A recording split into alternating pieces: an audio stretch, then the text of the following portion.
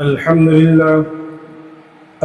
لله نحمده ونستعينه ونستغفره ونؤمن به ونتوكل عليه ونعوذ بالله من شرور أنفسنا ومن سيئات أعمالنا من يهد الله فلا مضل له ومن يضلله فلا هادي له ونشهد أن لا إله إلا الله وحده لا شريك له ولا نظير له ولا معين له ولا مشير له ولا مثال له ولا مثل له ونشهد أن سيدنا وسندنا وشفيعنا وحبيبنا ومولانا محمدا عبده ورسوله أما بعد فقد قال الله تبارك وتعالى في القرآن المجيد والفرقان الحميد فأعوذ بالله من الشيطان الرجيم بسم الله الرحمن الرحيم لقد كان لكم في رسول الله أسوة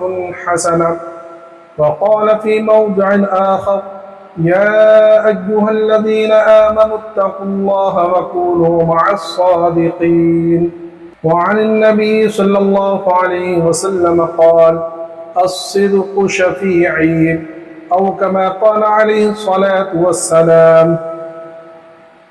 قبل اس کے بات شروع ہو ایک مرتبہ بلند آواز کے ساتھ درود شریف پڑھیں۔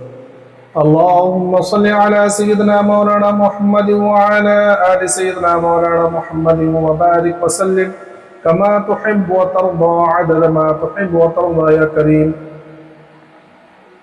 میرے محترم بزرگوں، دوستوں، عزیز ساتھیوں، پیارے آقا صلی اللہ علیہ وسلم کی ایک حدیث کا سلسلہ چل رہا ہے۔ تقریباً 13 باتیں ہو چکی ہیں۔ آج کی جو بات ہے، میں نے بتلایا تھا کہ حدیث کے راوی حضرت علی رضی اللہ تعالیٰ عنہ ہے، جنہوں نے آپ صلی اللہ علیہ وسلم سے سوال کیا تھا کہ یا رسول اللہ، کیا آپ کی سنت کیا ہے، آپ کا طریقہ کیا ہے؟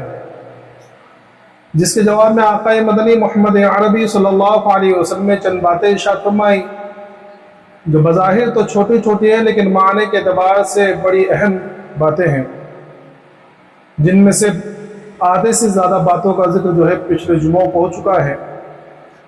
آج کی جو بات ہے اس میں اللہ کے رسول صلی اللہ علیہ وسلم فرمایا الصدق شفیعی، صدق میرا سفارشی ہے۔ صدق کس کو کہتے ہیں؟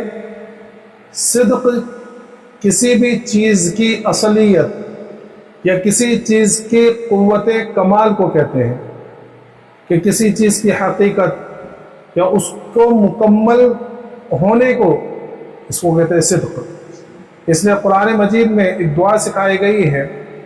اللہ تبارک تعالیٰ نے ارشاد فرمایا رب ادخلنی مدخل صدق واخرجنی مخرج صدق، کہ میرے پروردگار مجھے شہر میں اچھی طرح داخل کیجیے اور اچھی طرح نکالیے۔ مدخل صدق سے مراد مدینے کا دخول اور توجہ کامل، اور مخرج صدق سے مراد جو ہے مکہ سے نکلنا۔ اس کو دوسرے الفاظ سے یہ سمجھیے کہ مکہ سے جانا ہو تو کمال کے ساتھ میں ہو، مدینے سے میں داخل ہونا ہو تو کمال کے ساتھ ہو۔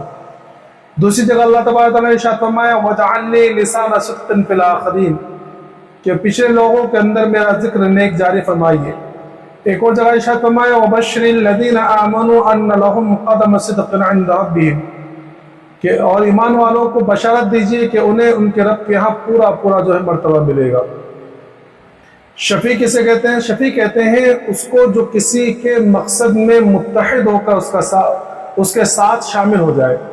مثلا جو سفارش کرنے والا بندہ ہوتا ہے وہ دوسرے بندے کے ساتھ مل کر کسی کام کے ہونے کے لیے کوشش کرتا ہے، اس کو لوگ شفیع کہتے ہیں۔ دین اسلام کے اندر سچ بولنے پر اور سچائی پر بڑا زور دیا گیا ہے۔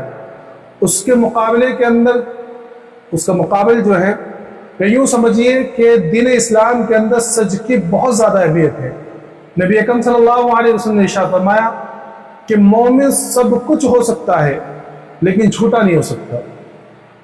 ایک اور روایت میں ہے کہ جب کوئی بندہ جھوٹ بولتا رہتا ہے تو ایک وقت ایسا آتا ہے کہ اللہ تعالیٰ اس کا نام جھوٹوں کے دفتر میں لکھوا دیتے ہیں، اور ایک وقت جب انسان سچ بولنا شروع کرتا ہے اور وہ سچ ہی بولتا رہتا ہے، سچ ہی بولتا ہے، تو ایک وقت وہ آتا ہے کہ اللہ تبارک تعالیٰ اس کو صدیقین میں شمار کرتے ہیں، اور صدیقین یہ وہ اعلیٰ مقام ہے جو انبیاء کرام کے بعد کا درجہ ہے۔ اس لیے ہم جو روزانہ دعا مانگتے ہیں نماز کے اندر، کیا کہتے ہیں؟ اہدنا الصراط المستقیم صراط الذین انعمت علیہم، کہ اللہ پاک اے میرے رب ہمیں جو ہے صراط مستقیم پر چلائیے۔ کون سا صراط مستقیم؟ کن لوگوں کا راستہ؟ صراط الذین انعمت علیہم، ان لوگوں کے راستے پر جن پر تیرا انعام نازل ہوا۔ اب یہ انعام کن لوگوں پر نازل ہوا؟ وہ اللہ تبارک تعالیٰ نے ارشاد فرمایا 5ویں پارے میں، اولئک الذین انعم اللہ علیہم من النبیین والصدیقین والشہداء والصالحین، کہ جن پر اللہ تبارک تعالیٰ کا انعام اترا ہے، انعام نازل ہوا ہے۔ وہ لوگ کون ہیں؟ وہ 4 لوگ ہیں، 4 کیٹیگری کے لوگ ہیں، جن میں سب سے اعلیٰ مقام ہے انبیاء کرام کا۔ ظاہر سی بات ہے کہ نبی بننا یہ انسان کے بس کی بات نہیں ہے۔ نبی بننا، رسول بننا، یہ تو اللہ تعالیٰ کی طرف سے ہے کہ یہ مرتبہ تو صرف اللہ جس کو چاہتا ہے اسے دیتا ہے، اور اب قیامت تک اللہ کے رسول صلی اللہ علیہ وسلم کے بعد کوئی نیا نبی نہ آئے گا اور نہ آ سکتا ہے۔ جو نبوت کا دعویٰ کرے وہ سب سے بڑا جھوٹا ہے۔ لیکن نبی کے بعد کے جو درجے ہیں اس میں سب سے اعلیٰ درجہ ہے صدیقین کا۔ تو صدیقین، شہداء اور صالحین، یہ 3 درجے ہیں، یہ 3 کیٹیگریاں ہیں جن کو انسان اپنے محنت سے حاصل کر سکتا ہے۔ تو جب انسان سچ بولتا ہے، جھوٹ سے بچتا ہے ہر معاملے کے اندر، وہ اس کے عمل کے اعتبار سے ہو یا اس کے بول کے اعتبار سے ہو، سب میں وہ سچائی کو اختیار کرتا ہے، تو اللہ تبارک تعالیٰ اس کو صدیقین میں شامل کر لیتے ہیں۔ اور صدیقین کے سردار کون ہیں؟ جناب ابو بکر صدیق رضی اللہ تعالی۔ تو سچ جو ہے، یہ سچائی جو ہے صدق مقال بھی ہو، یعنی وہ باتوں کے اندر بھی سچ کو اختیار کرنے والا ہو، اور اپنے عمل کے اعتبار سے بھی وہ سچ بولنے والا اور سچا عمل کرنے والا ہو۔ تو اپنے قول اور عمل کے اندر وہ سچا ہو۔ اس لیے ایک جگہ اللہ کے رسول صلی اللہ علیہ وسلم نے ارشاد فرمایا، الصدق ینجی والکذب یہلک، کہ سچ جو ہے یہ نجات دلاتا ہے اور جھوٹ جو ہے وہ ہلاک کرتا ہے۔ بظاہر ہمیں لگتا ہے کہ اگر ہم سچ بولیں گے تو پھنس جائیں گے، جھوٹ بول کے ہم بچ سکتے ہیں، لیکن حقیقت یہ ہے کہ اگر جھوٹ بولیں گے تو پھنس جائیں گے، اور سچ بولیں گے تو اللہ تبارک تعالیٰ کسی نہ کسی طرح جو ہے کسی نہ کسی وقت یا کہیں نہ کہیں سے اس کو نجات دیں گے، سمجھے؟ اس لیے ہمیشہ سچ کو اختیار کرنا ہے، کہ سچ کی بڑی فضیلت آئی ہے، اور سچ کی وجہ سے اللہ تبارک تعالیٰ بہت سارے ایسی چیزیں کر کے دکھاتا ہے جو بظاہر میں لگتا ہے کہ بڑی مشکل ہے۔ اس لیے ایک واقعہ لکھا ہے کہ سیدنا عمر فاروق رضی اللہ تعالیٰ کے زمانے میں ایک شہزادہ کافروں کا، جو کافر شہزادہ تھا، وہ پکڑ کے لایا گیا، اور یہ بڑا بدتمیز شخص تھا، اور یہ مسلمانوں کو بڑی تکلیف پہنچایا کرتا تھا۔ تو جب یہ لایا گیا تو حضرت عمر فاروق رضی اللہ تعالیٰ کی دلی تمنا یہ تھی کہ اس کو جو ہے قتل کر دیا جائے، کہ اس نے مسلمانوں کو بڑا ستایا ہے اور بڑا ظلم کیا ہے، اس لیے اس کو قتل کرنا چاہیے۔ تو حضرت عمر فاروق رضی اللہ تعالیٰ کی ایک یہ عادت تھی کہ جب کسی کو سزائے موت دیتے تو اس سے اس کی آخری خواہش پوچھتے کہ بھئی تیری کوئی آخری خواہش ہو تو بتا۔ تو اس شہزادے سے بھی پوچھی گئی کہ بھئی تمہاری کوئی آخری خواہش ہو تو بتلاؤ۔ تو اس نے کہا کہ مجھے ایک گلاس پانی چاہیے۔ تو حضرت عمر فاروق نے کہا کہ ٹھیک ہے، اس کو پانی دیا جائے۔ اس کو پانی دیا گیا۔ جب یہ شہزادہ پانی پینے کے لیے اس نے اپنے ہاتھ سے پکڑا اور منہ قریب لے گیا تو اس کے ہاتھ کو پانی لگے اور یہ کانپنے لگا۔ تو حضرت عمر فاروق نے پوچھا کہ کیا بات ہے؟ تو اس نے کہا کہ مجھے یہ ڈر ہے کہ پانی پینے سے پہلے ہی کہیں قتل نہ کر دی جاؤ، کہ میں پانی پیتا ہوں اور آپ اپنے جلاد کو حکم دیتے ہو مجھے پانی پینے کی حالت میں پانی پینے سے پہلے قتل کر دے۔ تو فوراً حضرت عمر فاروق کی زبان سے نکل گیا کہ جب تک تو یہ پانی نہ پی لے تجھے قتل نہیں کیا جائے گا۔ تو جیسے ہی حضرت عمر فاروق کی زبان سے نکلا، اس شہزادے نے فوراً پانی جو زمین پر پھینک دیا اور کہا، جب یہ پانی پھینکا تو سارے لوگ حیران لگے، اور یہ فوراً کہنے لگا کہ دیکھیے آپ اپنی بات سے مکر نہیں سکتے، آپ نے یہ بات ابھی کہی تھی کہ جب تک میں یہ پانی نہ پی لوں آپ مجھے قتل نہیں کریں گے، اب یہ پانی تو میں پی نہیں سکتا، یہ پانی تو میں نے گرا دیا، اس لیے آپ اپنی بات پہ نہیں کہ اب مجھے آپ قتل نہیں کر سکتے۔ تو دیکھیے بظاہر ایک ایسی چیز تھی کہ اگر کوئی دوسرا ہوتا تو یہ کہتا کہ اچھا زیادہ بات بنا رہا ہے، فوراً اس کو قتل کرنے کا حکم دے دیتا۔ لیکن حضرت عمر فاروق نے کہا کہ بھائی بات تو تم ٹھیک کہہ رہے ہو، کہ میں نے جب یہ بات کہی تھی کہ میں اپنی بات میں اب سچا ہوں کہ تمہیں جو ہے قتل نہیں کیا جائے گا، تمہیں چھوڑ دیا جا رہا ہے، تو اس کے چھوڑنے کے فرمان جاری کر دیے۔ جب اس کو چھوڑنے کا حکم ہوا تو اس نے فوراً یہ کہا کہ اچھا اب تو آپ چھوڑتے ہیں، اب آپ جو ہے مجھے اسلام جو ہے پڑھائی اور مجھے ایمان کے اندر داخل کر دیجئے، میں ایمان لاتا ہوں۔ تو وہ کہنے لگا کہ اصل میں میرا ارادہ تو پہلے ہی سے تھا، لیکن میں آزمانا چاہتا تھا کہ اسلام کیسا مذہب ہے، اور میرے دل کے اندر اسلام کی حقانیت پہلے آ چکی تھی، لیکن اگر میں اس وقت اسلام قبول کر لیتا تو لوگ مجھے یہ کہتے ہیں کہ موت کے ڈر سے اسلام قبول کر رہا ہے۔ اب چونکہ آپ نے میرے چھوڑنے کا فرمان جاری کر دیا اور مجھے آزاد کر دیا، اب اگر میں اسلام لاتا ہوں تو کوئی مجھے اس بات کا تانا نہیں دے گا، اور مجھے اس بات کا یقین ہو گیا کہ اسلام وہ مذہب ہے جو سچائی کو پروموٹ کرتا ہے اور سچائی کو بڑھاوا دیتا ہے، اور اسلام سچ بولنے کا حکم دیتا ہے، اس لیے میں اسلام قبول کرتا ہوں اور ایمان لے کر آتا ہوں۔ تو صرف حضرت عمر فاروق رضی اللہ تعالیٰ عنہ کے اپنی بات پر قائم رہنے کی وجہ سے اور سچ کے اوپر جمے رہنے کی وجہ سے اس شہزادے کو ایمان نصیب ہو گیا۔ تو سچ بولنا یہ بہت اہم عمل ہے۔ سچ کے کچھ علامت ہیں۔ سب سے پہلے علامت تو یہ ہے سچ کے اندر کہ جھوٹ سے پرہیز ہو، کیونکہ سچ کا اپوزٹ کیا ہے؟ وہ ہے جھوٹ، کہ جو بندہ جھوٹ سے بچے گا وہ سچ پر عمل کرے گا۔ تو سچ بولنے کی یا سچ کی سب سے پہلے علامت یہ ہے، صدق کی سب سے پہلے علامت یہ ہے کہ انسان جھوٹ سے پرہیز کرے۔ حضرت پیر صاحب نے جو ہے، اور میں شروع سے یہ بات کہہ رہا ہوں کہ یہ جو ایک سلسلہ میں نے شروع کیا ہے، یہ اصل میں حضرت پیر صاحب دامت برکاتہم کی کتاب انمول حدیث ہے، اسی کو میں اپنے انداز میں اور حضرت کے باتوں کو ہی میں بیان کر رہا ہوں۔ اس میں جو اگر اللہ نہ کرے کبھی کوئی غلط بات ہو جائے تو میری طرف سے، ورنہ میں کوشش کر رہا ہوں کہ حضرت کے الفاظ ہی کو نقل کروں اور یہ حضرت کی بات ہی کو نقل کروں۔ تو بہرحال تو حضرت نے اس جگہ یہ بات لکھی ہے کہ حضرت پیر صاحب فرماتے ہیں کہ مجھے میرے شیخ نے یہ بات کہی کہ تمہاری زبان سے کبھی جھوٹ نہ نکلے۔ تو مجھے پہلے تو یہ لگا کہ بھائی تو بڑی آسان بات ہے کہ میں جھوٹ نہیں بولوں گا، میں ہمیشہ سچ بولوں گا، لیکن اس کا پتہ جب لگا، جب محنت کی، کہ دنیا میں شاید اس سے مشکل کام کوئی ہونا ہو کہ ہو نہیں سکتا کہ انسان جھوٹ نہ بولے، کیونکہ اس لیے کہ انسان ہر وقت جھوٹ بولتا نہیں نا۔ وہ جھوٹ کب بولتا ہے؟ جب اس کا عیب دنیا والوں کے سامنے آ رہا ہو، ذلت کا اندیشہ ہو، یا غلطی پکڑی جا رہی ہو، یا نقصان ہونے کا خطرہ ہو، اس وقت زبان سے جھوٹ نکلتا ہے۔ تو اس بیماری کو ختم کرنے کے لیے سالہ سال محنت کرنی پڑتی ہے کہ انسان کبھی کبھی یہ بھی ہوتا ہے کہ انسان ارادے سے جھوٹ بولتا ہے، کبھی بے ارادے میں نکل جاتا ہے، لیکن یہ جھوٹ سے بچنا یہ بڑی محنت کا کام ہے۔ تو صدق کی، سچائی کی سب سے پہلی علامت ہے کہ انسان جھوٹ سے پرہیز کرے۔ دوسری چیز یہ ہے کہ دنیا پر فریب نہ ہو، کہ جب انسان نے کہہ دیا کہ انی وجہت وجہی للذی فطر السماوات والارض حنیفا، کہ جب اس نے اپنا رخ اللہ کی طرف ہونے کا دعویٰ کر دیا، اور اس نے کہا کہ میں صرف اللہ کی طرف اپنا رخ کرتا ہوں، اس کے بعد اگر وہ دنیا پر مر رہا ہے، دنیا پر فریب ہو رہا ہے، تو اس کا مطلب یہ ہے کہ وہ سچ اپنے عمل کے اندر سچا نہیں ہے، وہ جھوٹ کے اوپر عمل کر رہا ہے۔ تو دوسری چیز یہ کہ دنیا پر فریب نہ ہو۔ تیسری چیز یہ ہے کہ نفس کی پوجا نہ کرے۔ سمجھے تیسری علامت کیا ہے؟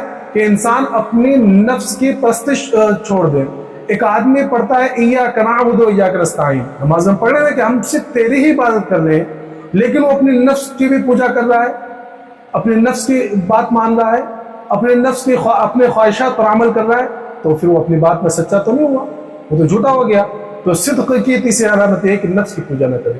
صدق یعنی سچائی کی دوسری علامت یہ ہے کہ وہ خدا طلبی کی نیت ہو، یعنی اس کی نیت کے اندر وہ سچا ہو، وہ جو بھی عمل کر رہا ہے وہ اللہ کے لیے خالص کرنے والا ہے، ورنہ وہ عمل کر رہا ہے اپنے لوگوں کو دکھلانے کے لیے اور ریاکاری کر رہا ہے، تو پھر وہ سچا نہیں ہے، وہ تو جھوٹ کر رہا ہے، وہ اللہ کو نعوذ باللہ اللہ کے ساتھ جھوٹ کا معاملہ کر رہا ہے۔ تو چوتھی چیز یہ ہے۔ پانچویں علامت یہ ہے کہ اس کا ظاہر اور باطن ایک ہو جائے۔ ایسا نہ ہو کہ ظاہر میں تو بڑا شریف لگ رہا ہو، باطن کے اندر وہ جھوٹ بولنے والا ہو، یا باطن اس کے خلاف ہو، ظاہر میں وہ اللہ کا فرما بردار ہو اور باطن میں جو اللہ کی نافرمانی کر رہا ہو، تو یہ بھی پھر سچا عمل نہیں ہے، یہ تو جھوٹا عمل ہے کہ ظاہر و باطن الگ ہے۔ تو اسی لیے اللہ والوں سے دعا منقول ہے کہ اللہ ہمارے ظاہر کو نیک بنا دے اور ہمارے باطن کو ہمارے ظاہر سے اچھا کر دے، کہ ہمارا ظاہر بھی نیک ہو اور باطن ہمارے ظاہر سے اچھا ہو، یعنی وہ بھی نیک ہو بلکہ ظاہر سے زیادہ نیک ہو۔ سمجھ میں آئے؟ تو ایک چیز یہ پانچویں علامت ہے۔ تو جو سچ بولتا ہے تو یہ پانچ علامتوں سمجھ میں آتا ہے کہ وہ سچا ہے یا جھوٹا ہے۔ دیکھو سچ جو ہے بہت ہی اہم عمل ہے۔ سچ بولنے والوں کی دعائیں قبول ہوتی ہے۔ اللہ تبارک تعالیٰ سچ بولنے والوں کی دعائیں قبول کرتا ہے۔ اس لیے صوفیاء کرام کے اندر خاص طور پر دو چیزیں ہیں، ایک تو یہ کہ رزق حلال، دوسرا یہ کہ صدق مقال، کہ حلال رزق اس کے پیٹ میں جائے اور اس کی زبان سے ہمیشہ سچ نکلے اور جھوٹ اس کی زبان سے نہ نکلے۔ یہ دو اہم چیزیں ہیں جس سے انسان کو اللہ کی معرفت نصیب ہوتی ہے، ایک رزق حلال، دوسرا صدق مقال۔ کہ جو انسان سچ بولتا ہے تو اس کو باتیں یاد رکھنے کی ضرورت نہیں پڑتی ہے، یعنی اگر کسی نے کوئی حقیقت بیان کی ہے تو اس کو ہمیشہ معلوم رہے گا کہ بھئی یہ بات ہے، لیکن جھوٹ جو انسان بولتا ہے اس کو جھوٹ یاد رکھنا پڑتا ہے، کہ اس کو یہ یاد رکھنا پڑتا ہے کہ اس نے فلاں شخص سے فلاں وقت میں کون سا جھوٹ بولا تھا، یعنی دوبارہ اگر وہ بات پوچھے ہم سے کوئی بات تو اس کو بات بتلائیں، تو اس لیے جھوٹ کو یاد رکھنا پڑتا ہے، سچ کو یاد رکھنے کی ضرورت نہیں پڑتی۔ جو سچ ہے وہ تو ہمیشہ کے لیے سچ ہے، لیکن جھوٹا شخص جو ہوتا ہے جب وہ جھوٹ بولتا ہے تو اس کو جھوٹ یاد رکھنا پڑتا ہے کہ میں نے کیا بات کہی تھی۔ تو سچ جو ہے یہ بہت اہم عمل ہے۔ تو سچ بولنے والوں کے بہت سارے واقعات حضرت نے ذکر کیے، چند واقعات کو ذکر کر کے جو ہے میں اپنی بات کو ختم کروں گا۔ سب سے پہلی چیز تو دیکھیے قرآن کریم کے اندر غزوہ تبوک کا بڑا مفصل واقعہ ذکر کیا گیا، یہ بہت ہی اہم غزوہ ہے اور یہ اللہ کے رسول صلی اللہ علیہ وسلم کا آخری غزوہ ہے، غزوہ تبوک۔ تو اس غزوے کے اندر ایک بہت اہم واقعہ یہ ہوا تھا کہ جب اللہ کے رسول صلی اللہ علیہ وسلم غزوے کے لیے نکلے تو چونکہ اعلان عام تھا اور ہر ایک کو نکلنا تھا، تو مدینے کے اندر عام طور پر صرف منافقین بچے یا وہ معذور بچے جو کسی وجہ سے نہیں جا سکتے تھے۔ تو ان میں 3 صحابہ کرام ایسے تھے جو بدری صحابی تھے، ان میں سے تو یہ لوگ صرف کسی اس کی وجہ سے نہیں، نفاق کی وجہ سے نہیں، بلکہ اس وجہ سے کہ کسی کو ایک صحابی کے یہاں اچانک کوئی بہت سالوں کے مہمان آ گئے تو اس وجہ سے وہ نہیں جا پائے، اور ایک صحابی جو ہے ان کے یہاں بھی کچھ ایسا مسئلہ پیش آ گیا اس لیے وہ نہیں جا پائے، اور ایک صحابی جنہوں نے اپنا واقعہ اپنا بیان کیا ہے اور حدیث کے اندر ان کا واقعہ ملتا ہے کعب رضی اللہ تعالیٰ، تو یہ خود اپنا واقعہ لکھتے ہیں کہ میں جتنا مالدار اس غزوے کے موقع پر تھا کبھی نہیں تھا، اور جتنی سواری کی سہولت اس موقع پر تھی اس سے پہلے کبھی نہیں تھی، اور میں اس وقت بالکل فارغ البال تھا اور بالکل میرے پاس ساری چیزیں تھیں، لیکن صرف سستی کی وجہ سے نہیں جا سکا۔ میں نے یہ سوچا کہ بھی میرے پاس تیز رفتار اونٹنیاں ہیں، میں چلا جاؤں گا، آج نکلوں گا کل نکلوں گا، اس طرح کرتے کرتے ایسا موقع ہے کہ اللہ کے رسول صلی اللہ علیہ وسلم وہاں سے واپس آ گئے، اور جب اللہ کے رسول صلی اللہ علیہ وسلم وہاں سے واپس آئے مسجد نبوی میں آپ گئے تو جو منافقین تھے وہ آ کے اپنا عذر بیان کرتے ہیں کہ اللہ کے رسول ہمارے جو سر میں درد تھا، یا میں اس لیے نہیں گیا کہ وہاں رومی لوگوں سے جنگ تھی، میں وہاں جاتا تو فتنے پڑ جاتا، کوئی جھوٹے اپنے عذر پیش کرتے، اور منافقین کو اللہ کے رسول صلی اللہ علیہ وسلم سب سے کہتے ہیں کہ ہاں ٹھیک ہے کوئی بات نہیں، چاہو تمہارا معاملہ اللہ کے ٹھیک ہے کوئی بہت اچھی بات ہے، اس طرح کے۔ تو یہ کہتے ہیں کہ میں نے سب سے مشورہ لیا تو بعض لوگوں نے مجھے مشورہ دی تھے کہ بھئی تم بھی کوئی عذر گڑھ لینا، کہ ہمیشہ تو یہ بدری صحابی ہے تو اور تقریباً سارے غزوات کے اندر شریک ہوئے ہیں، لیکن میرے دل میں آیا کہ میں کوئی اگر عام انسان ہوتا تو اس کو جھوٹ بول بھی دیتا کہ میں بڑا لفاظ قسم کا آدمی، تو لیکن سامنے معاملہ جو ہے اللہ کے رسول کا ہے تو میں سچ بولوں گا۔ تو جب میں وہاں گیا تو اللہ کے رسول نے وہ جو ایک طنزیہ مسکراہٹ ہوتی ہے نا، تو ویسے دیکھ کے مجھے مسکرائے اور مجھ سے کہا کہ بھی کیا بات تھی، تو میں نے کہا کہ یا رسول اللہ اگر کوئی دوسرا شخص ہوتا تو میں اپنی زبان کے ذریعے اس کو قائل کر لیتا، لیکن معاملہ چونکہ آپ کا ہے اس لیے میں جھوٹ نہیں بولوں گا، مجھے کوئی عذر نہیں تھا، بس میں اپنی سستی کی وجہ سے نہیں جا پایا۔ تو اللہ کے رسول صلی اللہ علیہ وسلم فرمایا کہ ٹھیک ہے تمہارا معاملہ جو ہے اللہ کے سپرد ہے۔ جب میں وہاں واپس آیا تو لوگوں نے مجھے تانے بھی دی کہ تم نے کیا کیا، تم بھی کوئی عذر گڑھ لیتے، تو میں نے پوچھا کہ میرے علاوہ کوئی اور شخص ہے جس نے اسی طرح سچ کہا ہو اور اس کے معاملہ بھی اللہ کے سپرد کر دیا گیا؟ تو لوگوں نے کہا کہ ہاں، ایک ہلال ابن امیہ اور ایک مرارہ ابن ربیع، یہ 2 صحابی اور بھی ہیں جنہوں نے تمہاری طرح بالکل سچا واقعہ بیان کرتے، ان کو یہ بھی کہا گیا کہ تمہارا معاملہ اللہ کے سپرد ہے۔ اب آپ سوچیں کہ یہاں اس کے بعد میں جو ہے 40 دن تک تو شروع میں بائیکاٹ ہوا کہ بالکل کوئی ان سے بات نہیں کرے گا، ایک دم سوشل بائیکاٹ کہ کوئی ان سے بات نہیں کرے گا، کوئی سلام نہیں کرے گا۔ کہ تو یہ صحابی فرماتے ہیں کہ پورا مدینہ جو ہے، مدینہ اور پوری زمین اتنے باوجود وسعت کے میرے اوپر تنگ سے لگنے لگی کہ میرے دوست لوگ مجھ سے بات نہیں کر رہے، یہاں تک ایک مرتبہ میں اپنے چچا بھائی ابو قتادہ کو سلام کیا تو اس نے سلام کا جواب تک نہیں دیا۔ میں نے اس سے کہا کہ ابو قتادہ تم جانتے ہو کہ مجھے اللہ اور اس کے رسول سے کتنی محبت ہے، تو اس نے فوراً یہ جواب دیا کہ اللہ اس کے رسول زیادہ جانتے ہیں. تو میرے دل پہ بجلی سی گری. جب 40 دن ہو گئے تو اللہ کے رسول صلی اللہ علیہ وسلم کو فرمان آیا کہ بھائی اپنی بیوی کو بھی چھوڑ دو. تو لوگوں نے پوچھا اور بتلایا کہ بھائی طلاق دینی ہے یا اسی طرح. تو کہا کہ طلاق نہیں دینی بس الگ رہو. تو ایک صحابی جو تھے ان میں سے غالباً مرارہ بن ربیع, تو یہ ذرا بزرگ تھے, تو ان کی بیوی نے جا کے کہا کہ یہ جو ہے بزرگ ہیں اور اپنا کام نہیں کر سکتے, اس لیے میں ان کا کام کر دوں. تو اللہ کے رسول نے فرمایا کہ بھائی کام کر سکتے ہو لیکن اپنے قریب نہیں آنے دینا. تو انہوں نے کہا کہ یا رسول اللہ جب سے یہ معاملہ ہوا ہے ان کو دنیا داری سے لگاؤ ہی رہا, بل وہ ہمیشہ روتے رہتے ہیں. تو لوگوں نے مجھ سے بھی کہا کہ بھائی جا کے تم بھی اس طرح کوئی کہہ کے یا کسی طرح اپنی بیوی کو اپنے پاس رکھ لو, لیکن میرے دل نے گوارا نہیں کیا. اسی طرح اور کچھ دن گزرے کہ ایک مرتبہ میں مدینے کی بازار سے جا رہا تھا تو مجھے ایک عیسائی ملا جو میرے نام کا فرمان لے کر آیا تھا. عشاء غسان نے ایک خط بھیجا تھا جس میں لکھا تھا کہ ہم نے سنا ہے کہ تمہارے جو محمد صلی اللہ علیہ وسلم نے انہوں نے تمہارا بائیکاٹ کر رکھا ہے اور تمہارے ساتھ یہ معاملہ کیا تو بڑے غلط بات ہے, تم ہمارے پاس چلے آؤ, ہم تمہارا بڑا اکرام کریں گے. تو میں نے اسی قاصد کے سامنے اس خط کو جو ہے تنور کے اندر پھینک دیا اور میرے آنکھوں سے آنسو جاری ہو گئے کہ اب میری اتنی گری حالت ہو گئی کہ کافر جو ہے میرے ایمان کے اندر لالچ کرنے لگے. مجھے بڑا افسوس ہوا اور میں بہت افسوس کے ساتھ جو اپنے گھر کے اندر آئے. جب 50 دن مکمل ہو گئے تو 50ویں دن جو ہے اللہ کے رسول صلی اللہ علیہ وسلم ام المؤمنین حضرت ام سلمہ رضی اللہ تعالیٰ عنہ کے گھر میں تھے کہ اللہ کی طرف سے جو ہے وحی نازل ہوئی اور وحی کے اندر ان کی توبہ کو قبول کرنے کا اعلان ہوا.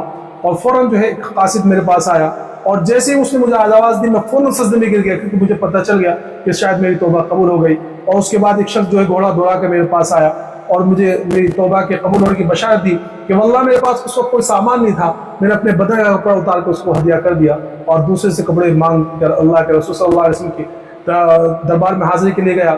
جب میں مسجد نبوی میں پہنچا تو سب سے پہلے حضرت ابو طلحہ رضی اللہ تعالیٰ نے مجھ سے مصافحہ کیا, مجھ سے اسلام کیا اور کیا ہی پیارا جو ہے ان کا مصافحہ سلام تھا. اور اس کے بعد میں اللہ کے رسول صلی اللہ علیہ وسلم کے پاس پہنچا تو اللہ کے رسول صلی اللہ علیہ وسلم کا چہرہ دمک رہا تھا. میں نے کہا کہ یا رسول اللہ یہ جو میری توبہ قبول ہوئی ہے یہ صرف سچ ہی کی وجہ سے ہوئی ہے اور اس دنیا نے مجھے جو اس کام سے روکا, میں اپنا پورا مال جو اللہ کے راستے میں صدقہ کرتا ہوں. تو اللہ کے رسول صلی اللہ علیہ وسلم نے فرمایا کہ اس طرح نہ کرو, کچھ اپنے لیے رکھ لو ورنہ تنگی ہو جائے گی. تو میرا بتلانے کا مقصد یہ ہے کہ صرف سچ بولنے کی وجہ سے اللہ تبارک تعالیٰ نے ان کی توبہ کو قبول بھی کیا اور ان کے اس پورے واقعے کو جو ہے قرآن کریم کے اندر ذکر کیا اور ان کی سچائی کی اور صحابیت کا ایک طرح سے اعلان کر دے کہ صحابی بھی ہے سچے بھی ہے. اور انہی کے واقعے کے بعد میں پھر اللہ تبارک تعالیٰ نے ارشاد فرمایا یا ایھا الذین آمنوا اتقوا اللہ وکونوا مع الصادقین, کہ لوگوں اللہ سے ڈرو, تقوی اختیار کرو. اور تقوی اختیار کرنے کے لیے بتلا دیا کہ اگر تمہیں متقی بننا ہے, تقوی اختیار کرنا ہے تو سچوں کے ساتھ میں رہو. تو یہ جو نجات ملی ہے سچ بولنے کی وجہ سے. ایک قریبی کے اندر مفتی عبداللطیف گنگوئی رحمۃ اللہ علیہ کا واقعہ کتاب کے اندر لکھا تھا اور حضرت نے اس کو بیان کیا ہے. کہتے ہیں کہ ایک مرتبہ جو ہے مفتی صاحب جو ہے اپنے گھر والوں کے ساتھ میں کسی شادی میں شرکت کے لیے جا رہے تھے. تو اس وقت وہ موٹر اور گاڑی اور ٹرین وغیرہ کا زمانہ ہوتا تھا نہیں, ٹانگے وغیرہ سے عام طور پر سفر ہوا کرتا تھا. تو آپ جو ہے ٹانگے میں سوار تھے تو رستے میں جو ڈاکو نے گھیر لیا اور پورے ساتھ میں جو ہے جتنے بھی تھے یہ اکیلے مرد تھے, باقی سب مستورات تھے. تو انہوں نے دل میں خیال کیا کہ بھئی مستورات کی بے حرمتی نہ ہو. یہ فوراً جو ہے ٹانگے سے اترے اور ان ڈاکوں سے کہا کہ بھئی دیکھو ایک کام کرو, تمہیں جو کچھ چاہیے, ہمارے پاس جتنی بھی چیزیں ہیں تمہیں بتلاؤ کہ چاہیے کیا ہے. تو ان لوگوں نے کہا کہ دیکھو ہمیں سونے چاندی سے اور پیسوں سے مطلب ہے. اور تو انہوں نے خود بھی یہ کہا کہ بھئی دیکھو تمہیں جو کچھ چاہیے وہ میں دے دوں گا, گھر اندر جو مستورات ہیں ان کو مت چھیڑنا. تو انہوں نے کہا کہ ہمیں ان مستورات سے کوئی لینا دینا نہیں ہے, آپ کے پاس جتنی بھی رقم ہے سونے چاندی کی جو بھی زیورات ہیں وہ آپ ہمیں دے دیں. تو حضرت نے کہا کہ میں جتنے بھی ہمارے پاس ہیں سونے چاندی کی زیورات یا نقد ساری تم کو دے دوں گا. اور آپ جو ہے پردے کے اندر گئے اور اپنے جتنے بھی مستورات ساتھ میں تھے ان سے تمام سے کہا کہ میں اپنے زیورات نکال کے کانوں کی بالیاں اور ناک کی پھلی اور جو بھی تھے وہ ساری چیزیں وہ سب نکال کے جو ہے پیسے وغیرہ ساری چیزیں جلا کے دے دیں. ڈاکو بھی بڑے خوش ہوئے, بڑا اچھا بندہ ملا بھائی. ڈاکو سامان لے کے وہاں سے جانے لگے اور انہوں نے بھی اپنے تانگے میں بیٹھے اور چل دیے. رستے میں تھوڑی آگے بڑھے تھے, تانگا تھوڑی دور چلا تھا کہ فوراً ایک عورت کی آواز ہے کہ ہم سے تو بڑی غلطی ہو گئی. تو حضرت مفتی صاحب نے پوچھا کہ کیا بات ہے. تو گھر کی مستورات تھی ان میں سے ایک نے کہا کہ छोटी बच्चे के उंगली के अंदर एक छोटी सी अंगूठी थी जो हमें उस वक्त नजर नहीं आई, ये सोने की अंगूठी है। तो हज़रत मुफ्ती साहब ने कहा कि ये तो बड़ा गज़ब हो गया कि मैंने इनसे वादा किया था कि मैं इनको पूरा जितने भी हमारे पास ज़ेवरात वगैरह सारे दे दूंगा, ये तो झूठ हो जाएगा। फौरन वो अंगूठी ली और टांगा रुकाया फौरन और वापस चल दी। जब ये वापस दौड़े और उनके पास पहुंचने लगे तो पहले तो डाकू घबरा गए कि भाई क्यों आ रहा है। फिर बाद में ख्याल हुआ कि भाई एक ही बंदा है, हम तो बहुत सारे हैं। जब ये करीब आए तो रोते हुए कहने लगे उन डाकुओं से कि मुझे माफ़ कर दो, मैंने तुमसे वादा किया था कि अपने पूरे जेवरात जो सारी चीज़ें तुमको दे दूंगा, ये बच्चे की उंगली में अंगूठी रह गई थी, ये तुम ले लो, ये तुम्हारी चीज़ है। जब डाकुओं ने सोचा कि सुना और ये वाक़या देखा तो डाकू हैरान लगे कि भाई कैसा बंदा है जो सिर्फ अपनी जुबान की सच्चाई की वजह से, अपनी बात को सच्चे रखने की वजह से कि कहीं झूठ ना हो जाए, डाकुओं से किया हुआ वादा पूरा कर रहा है, तो ये कैसा बंदा होगा। उन डाकुओं ने फौरन इन्हीं के हाथ पे तौबा की कि हम आज से डकैती से तौबा कर रहे हैं, और सारा सामान लौटा दिया और सारे पैसे वापस कर दिए। तो इसीलिए अल्लाह के रसूल सल्लल्लाहु अलैहि वसल्लम फरमाया अस्सिद्क़ु युंजी कि सच जो है ये नजात देता है। सच क्या है? नजात देता है। एक और वाक़या हज़रत ने लिखा है कि हज़रत के एक दोस्त थे, दोस्त क्या हज़रत के मुरीद ही समझिए कि हज़रत के हाथ पे बैत हुए वकील साहब थे वो, और वकील के बारे में तो आप जानते हैं कि वकील के बारे में एक शेर है ना कि पैदा हुए वकील तो शैतान ने कहा, कि पैदा हुए वकील तो शैतान ने कहा कि लो आज हम भी साहिब औलाद हो गए। तो ये वकील भी थे, ज़मींदार भी थे, और किसी सियासी पार्टी के जो है ये उसके रुकन भी थे। तो ये कहते हैं ना कि फारसी में कहावत है यक न शुद्ध दो शुद्ध, कि भाई ज़मींदार भी हैं, फिर ऊपर से पार्टी के रुकन भी है, कि सारी चीज़ें झूठ बोलने की शामिल है, वो वकील भी है। तो जब हज़रत की खिदमत में आए तो हज़रत ने इनको बतलाया और समझाया, तो इन्होंने कहा कि भाई आज से मैं झूठ नहीं बोलूँगा। अच्छा, ये उस ज़माने के अंदर, जिस ज़माने के अंदर इंजीनियरों की तनख्वाह सैलरी जो 2-3 हज़ार हुआ करती थी, उस ज़माने में अपनी वकालत से 50,000 रुपये कमाया करते थे। तो अब इन्होंने ये इरादा किया कि भाई अब मुझे जो है झूठ नहीं बोलना है, मैं तो सच ही बोलूँगा। घर में आकर अपनी बीवी से जिक्र किया। इनकी बीवी जो है डॉक्टर थी, तो इनकी बीवी ने कहा कि भाई कोई बात नहीं, अपनी इरादा किया, बहुत अच्छी बात है, मैं भी आपका साथ दूंगी, और घर के खर्चे के अगर कोई मामला है तो कोई मसला नहीं ज़्यादा, कि भाई थोड़ा बहुत जो भी मेरी उससे चल जाएगा क्लिनिक से, और मैं डॉक्टर तो हूँ तो उसमें थोड़ा बहुत घर का खर्चा निकल जाएगा, कोई मसला नहीं है। अब जाहिर सी बात है, 50,000 रुपये कमा रहे, तो और वकील उस जमाने के अंदर तो इनका रहन सहन आला वो उसका होगा, समझे। तो अब इन्होंने जो है ऐसे केस लेने इन्होंने एक किया कि जो भी क्लाइंट इनके पास आते तो उससे ये कह देते कि भाई देखो ऐसा मसला है कि अगर तुम्हारा केस सच्चा है तो मैं लड़ूंगा, अगर दौराने पैरवी मुझे ये पता चला कि केस लड़ने के बीच में अगर किसी वक्त मुझे ये पता चला कि तुम्हारा केस झूठा है तो मैं उसको केस छोड़ दूंगा। अब जाहिर सी बात है कौन क्लाइंट इसको कबूल करेगा, तो अब इनके पास क्लाइंट आगे बंद हो गए, क्योंकि इन्होंने अब ऐलान कर दिया कि मैं झूठा केस लूंगा ही, मैं सिर्फ सच बोलूंगा, अगर कोई भी केस झूठा रहेगा तो मैं दरमियान के अंदर छोड़ दूंगा। तो दूसरे जो वकालत है जो साथ में इनके, वो इनको ताने देने लगे, और चर्चा हुआ कि भाई ये भी अजीब इंसान है, अच्छे खासे प्रैक्टिस चल रही थी और अच्छे खासे क्लाइंट आ रहे थे, 50,000 रुपये महीना कमा रहे थे, और जजों में भी बात पहुंची, जज भी ताजुब करने लगे कि भाई अजीब बंदा है, अच्छा खासा केस लड़ते लड़ते अचानक ये क्या बीमारी लग गई वकीलों और जजों को, तो ये बीमारी लगे। तो लेकिन इन्होंने इरादा कर दिया कि नहीं, अब मैं झूठ बोलूंगा ही नहीं, सच्चे केस लड़ूंगा, सच बोलूंगा। इस तरह 1 साल गुजर गया। थोड़ी जाहिर सी बात है कि जब स्टेटस थोड़ा नीचे हुआ होगा, 50,000 कमाने वाला बंदा, बीवी डॉक्टर है, कितना उसको मिलता होगा, समझे। तो खर्चों के अंदर परेशानी हुई, लेकिन 1 साल तक इसी तरह इन्होंने कहा। अब जब ये आजमाइश का 1 साल गुजरा, तो भाई दुनिया के अंदर तो हर तरह के लोग हैं, तो कुछ झूठे हैं तो कुछ सच्चे भी लोग हैं। तो उसमें एक जमींदार का कोई केस था, वो अपने केस में बिल्कुल सच्चे थे। तो जमींदारों को भी पता चला कि भाई ये जो वकील साहब है सच्चे केस लेते, तो इन्होंने सोचा कि मेरा केस सच्चा है तो मैं इन्हीं को दूंगा। अब वो जमींदारों उनका जो है इनके पास आया, उनसे कहा कि भाई ये केस है और आप जो मेरा केस लड़िए। इन्होंने अपनी शर्त बता दी कि अगर मुझे दौराने केस पता चला कि भाई आप झूठे हैं तो मैं केस छोड़ दूंगा। तो उन जमींदार ने कहा कि भाई मैं अपने केस से बिल्कुल सच्चा हूँ।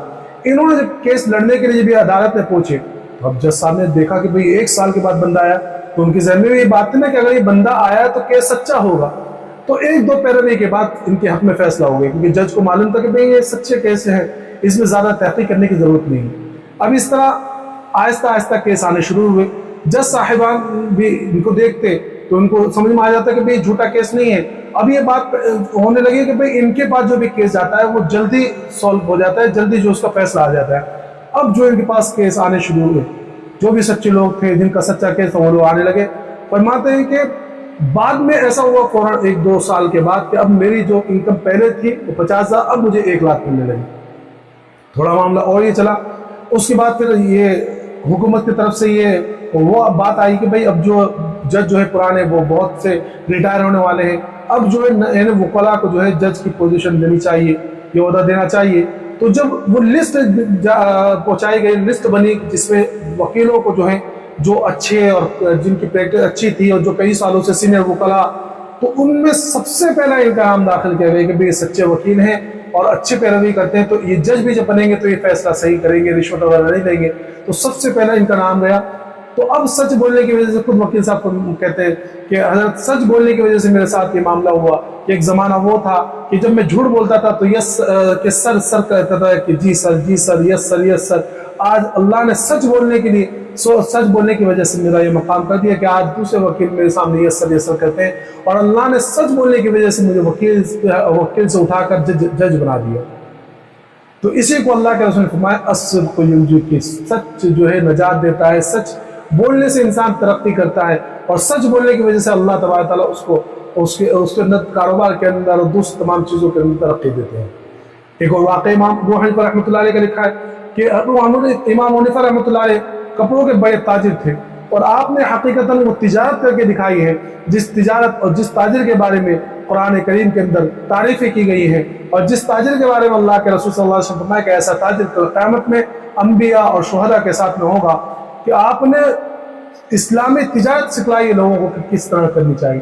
تو ان کے پاس ایک تھان تھا جس کے اندر کچھ عیب تھا, تو انہوں نے اپنے ملازم کو بتلا دیا تھا کہ بھئی اس تھان کے اندر عیب ہے, جس کو بھی بیچنا یہ عیب بتلا کے بیچنا, سمجھ میں, جس کو بھی بیچنا یہ عیب بتلا کے بیچنا.